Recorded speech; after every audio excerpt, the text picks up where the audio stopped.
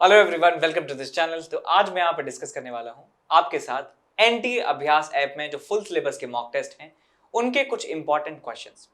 तो वैसे हम इस बार ऑलमोस्ट सारे ही सवाल ले रहे हैं, लेकिन फिर भी जो सवाल रिपीट हुए हैं और जो सवाल बहुत ज्यादा लेंदी हैं, देखिए कुछ सवाल ऐसे होते हैं जिनमें प्रोसीजर बहुत लंबा होता है लेकिन सीखने को उतना ज्यादा नहीं होता, वो सवाल मैं स्किप यहाँ पे कर रहा हूँ। तो आपको पूरे पेपर में से कुछ सवाल मिस आपको दिखें तो वो सोच लीजिए वो जानबूझकर मिस किए गए हैं। यदि आपको फिर भी किसी में डाउट है तो आप कमेंट सेक्शन में रिक्वेस्ट कर सकते हैं कि सर इस क्वेश्चन का सॉल्यूशन बनाइए, तो हम किसी ना किसी वीडियो में जो है वो क्वेश्चन इंक्लूड करने की कोशिश करेंगे। ठीक है, तो ये है हमारे पास पेपर नंबर 3। ठीक है, इसके क्वेश्चंस आपको मिलने वाले हैं इस वीडियो में। उसके बाद पेपर नंबर 4 होगा, उसके बाद पेपर नंबर 5, और इस तरीके से ये सारे पेपर जो हैं स्टार्टिंग से हम ले रहे हैं। इससे पहली वाली जो फेज 1 था सीरीज का, उसमें हमने जो है सबसे लास्ट वाले पेपर से उठाना स्टार्ट किया था क्वेश्चंस, और इसमें क्वेश्चंस सिर्फ इंपॉर्टेंट लिए थे बिकॉज जेईई मेन बहुत ज्यादा नजदीक था। अब जेईई मेन में थोड़ा सा टाइम है, 1-2 महीने का टाइम है ही, तो इसलिए हम स्टार्टिंग से ऑलमोस्ट सारे ही सवाल यहाँ पे कवर कर रहे हैं। आप यदि पढ़ चुके हैं एक बार थ्योरी इन सारे चैप्टर्स का, तो ये मस्ट डू है आपके लिए, आपको करना ही चाहिए एनटी अभ्यास के पेपर्स। तो यहाँ पे हम डिस्कस कर रहे हैं सवाल में दिया हुआ है block of would is floating in water at 0 degree Celsius. 0 degree Celsius पे पानी में एक लकड़ी का जो टुकड़ा है वो तैर रहा है, फ्लोट हो रहा है। The temperature of water is slowly raised from 0 degree Celsius to 10 degree Celsius. 0 degree Celsius से 10 डिग्री सेल्सियस वाटर को हीट किया जाता है। तो आपसे पूछ रहे हैं कि with the rise in the temperature में जैसे जैसे राइज होगा, the volume of block V above the water level will. तो जो वॉल्यूम है उस ब्लॉक का जो पानी के अंदर नहीं है, या कह सकते हैं कि जो एयर के कांटेक्ट में वॉल्यूम है लकड़ी का, उसके साथ क्या होगा कि वो बढ़ेगा या घटेगा, या बढ़ेगा फिर घटेगा, या घटेगा फिर बढ़ेगा। ये ऑप्शंस में से आपको चूज करना है कि करेक्ट ऑप्शन कौन सा है।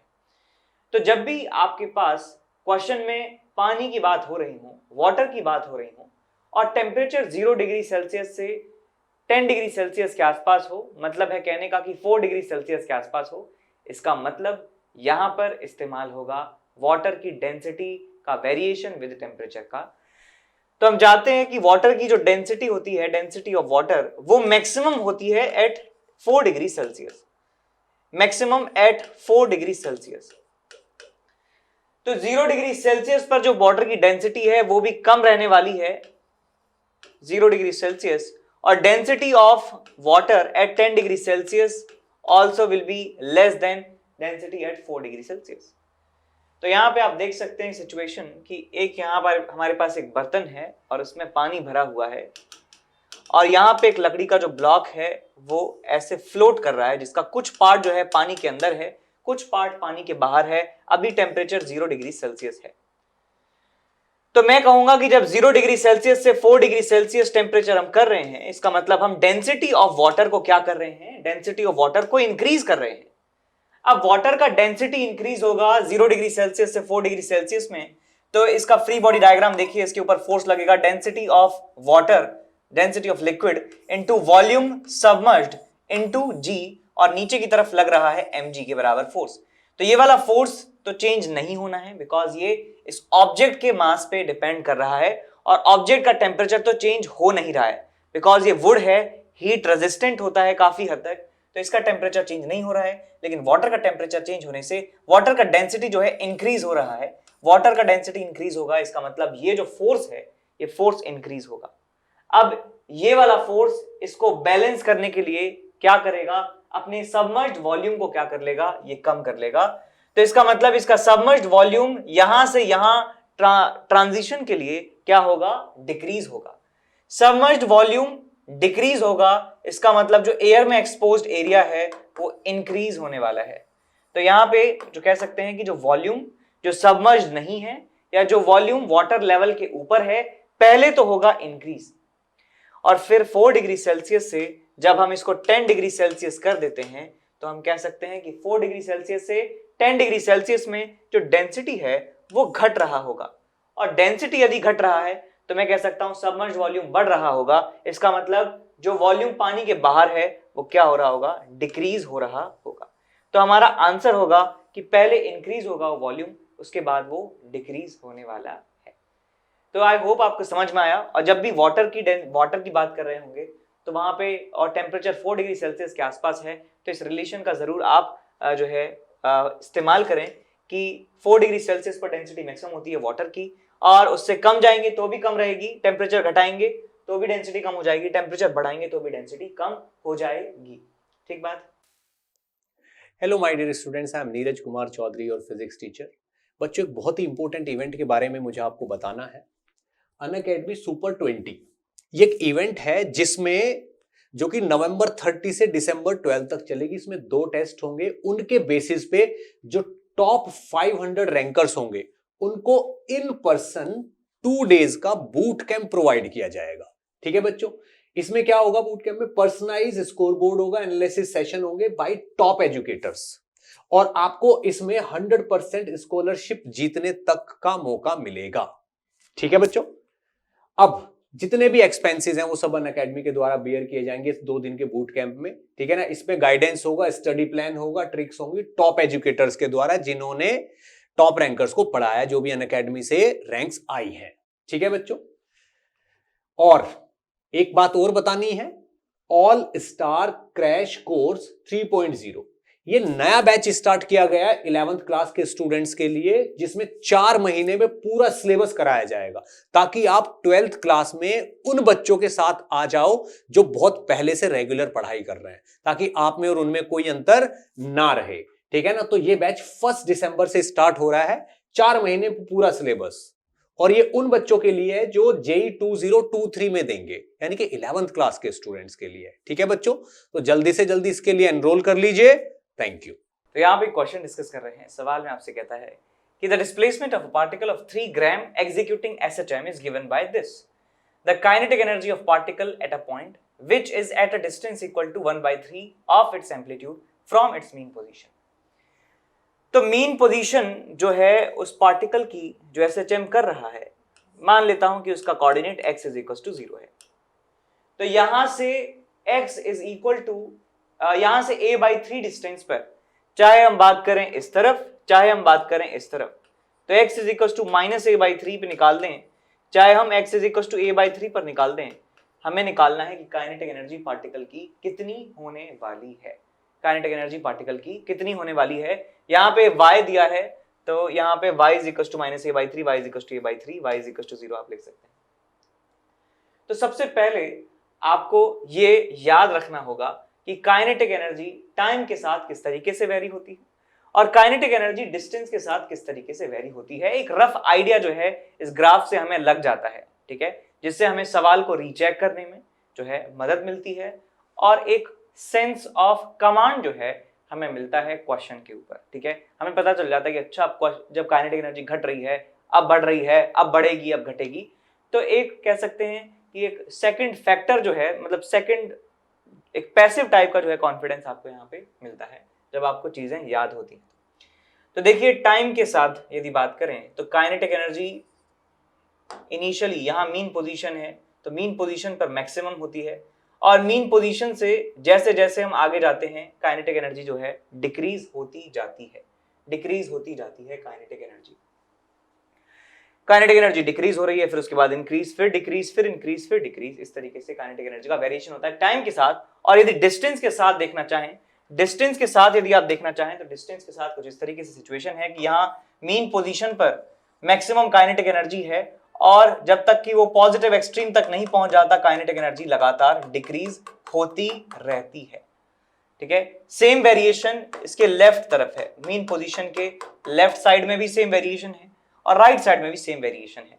तो हमसे पूछा गया है कि x is equal to a/3 distance पर जब पहुंचेगा, यानी a/3 डिस्टेंस दूर जब पहुंचेगा पार्टिकल, यानी कि a/3 यहां या a/3 यहां, तो हमें ये वाली जो वैल्यू है काइनेटिक एनर्जी की, ये हमें कैलकुलेट करनी है कितनी होगी। ये वाली जो एनर्जी है, ये वाला जो पॉइंट है, ये हमें कैलकुलेट करना है कितना होगा वैल्यू। तो काइनेटिक एनर्जी का फॉर्मूला आप सोचिए आपने क्या पढ़ा है। काइनेटिक एनर्जी होता है सिंपली ½ mv²। ये काइनेटिक एनर्जी है तो कहीं भी आप चले जाइए, काइनेटिक एनर्जी का फॉर्मूला फंडामेंटली यही रहने वाला है पूरी फिजिक्स में, 11th-12th में सब जगह काइनेटिक एनर्जी हाफ mv² है। अब हमें क्या करना है कि जो स्पीड है, जो पार्टिकल की स्पीड होती है SHM में, उसको हम लिख सकते हैं ओमेगा a² - x² का अंडर रूट। ये फॉर्मूला आपको याद रखना है, v = ओमेगा √a² - x²। अब ये जो v की वैल्यू है आप इसे यहां रख दीजिए, आपको रिजल्ट जो है मिल जाएगा। तो आपको यहां से मिलेगा 1/2 m omega square a² - x²। अब यहां पे सारी वैल्यूज डाल दीजिए, हाफ इंटू पार्टिकल का मास है कितना, 3 ग्राम है, तो 3/1000 आप यहां पे लिख दीजिए।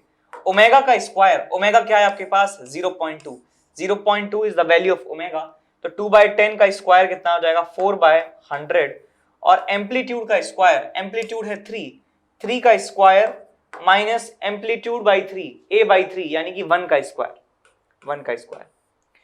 तो बस इसे आप और आगे फर्दर सॉल्व कर सकते हैं, इसे आप फर्दर आगे सॉल्व कर सकते हैं। यहाँ से 3 9 और यहाँ पे बचा आपके पास 8, और आपको मिलेगा यहाँ पे 3 × 4 × 8 डिवाइडेड बाय 2 × 1,000 × 1,000।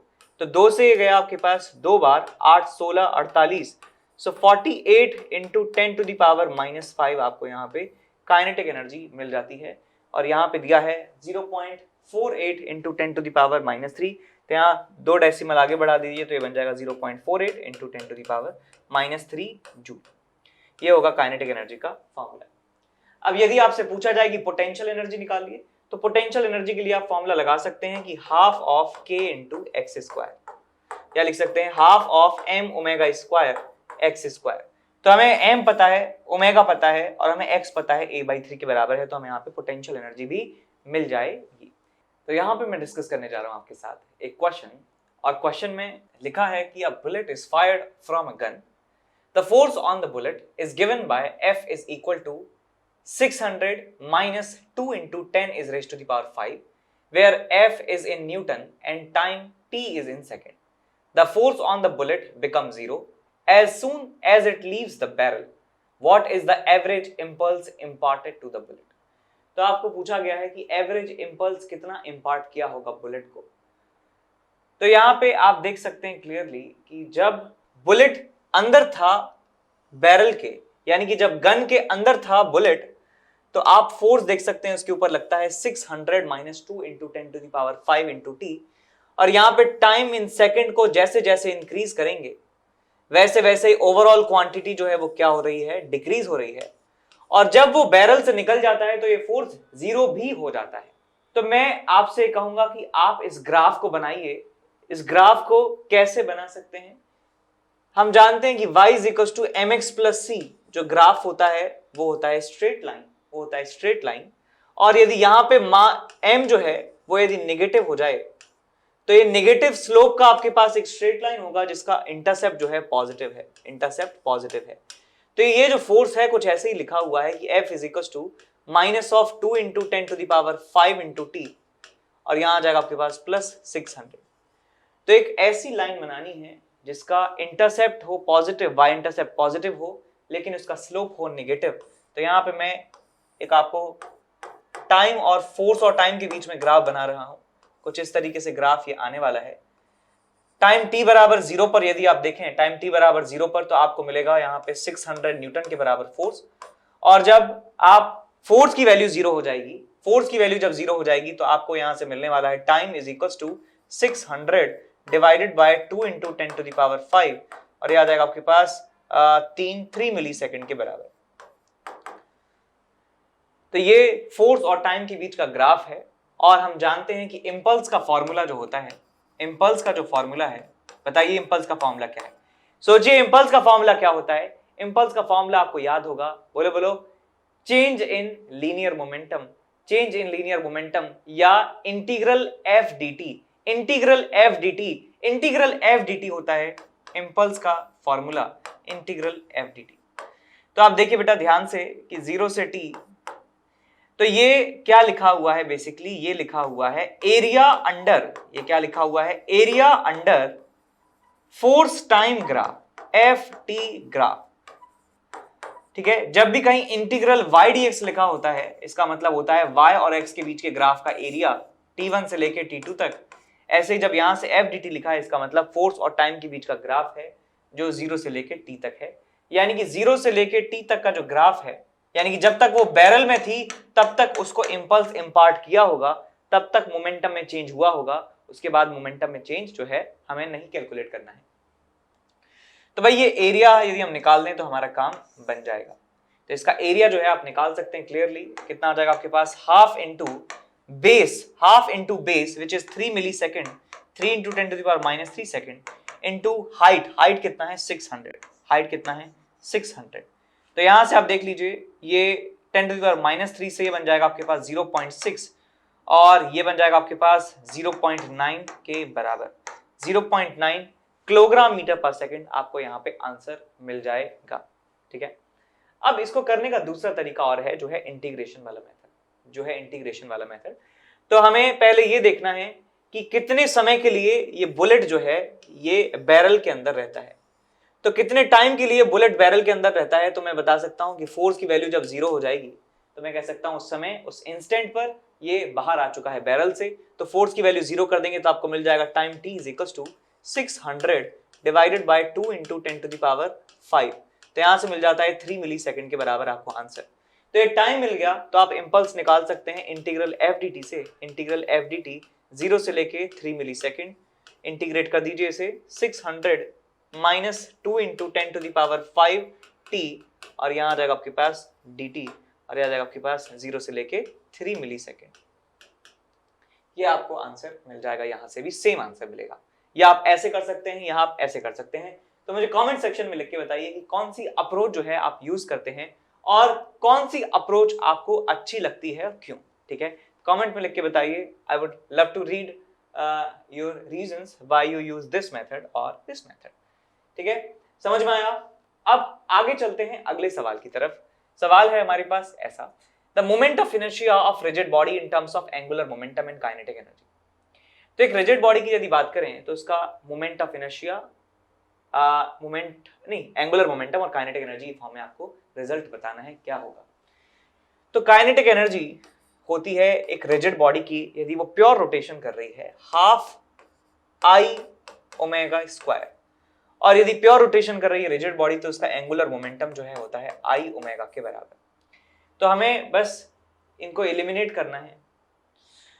तो आप चाहें तो यहां पे क्या कर सकते हैं कि इसको आप लिख सकते हैं काइनेटिक एनर्जी को हाफ ऑफ आई ओमेगा, और यहां बचा है ओमेगा, तो आई से मल्टीप्लाई कर दीजिए और आई से इसको डिवाइड कर दीजिए।